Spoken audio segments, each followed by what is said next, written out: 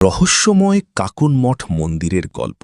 ভারতের মধ্যপ্রদেশের মোরেনা জেলার এক নির্জন গ্রামে দাঁড়িয়ে আছে শত শত বছরের পুরনো এক বিস্ময় কাকুন মঠ মন্দির। দূর থেকে দেখলে মনে হয় যেন কোনো ঝড় এলেই এটি ভেঙে পড়বে, কিন্তু আশ্চর্যের বিষয় হল প্রায় 1000 বছর ধরে এই মন্দির একইভাবে দাঁড়িয়ে আছে।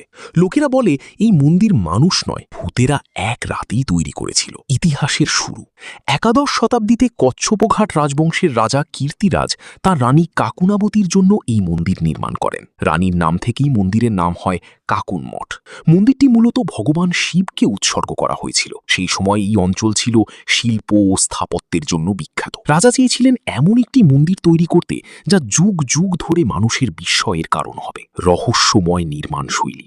এই মন্দিরের সবচেয়ে অবাক করা বিষয় হল পাথরগুলো একটির উপর আরেকটি বেসানো, কিন্তু কোথাও কোনো সিমেন্ট বা চুন সুরকির ব্যবহার দেখা যায় না। মনে হয় যেন বিশাল বিশাল পাথরগুলো অদৃশ্য কোনো শক্তি দিয়ে আটকে রাখা হয়েছে।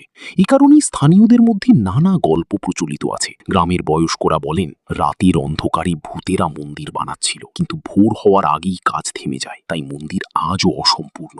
অনেক ঐতিহাসিকের মতে অতীতে বহুবার ভূমিকম্প ও আক্রমণে মন্দিরের কিছু অংশ ক্ষতিগ্রস্ত হয়েছে, তবুও মূল কাঠামো এখনও অদ্ভুতভাবে টিকে আছে।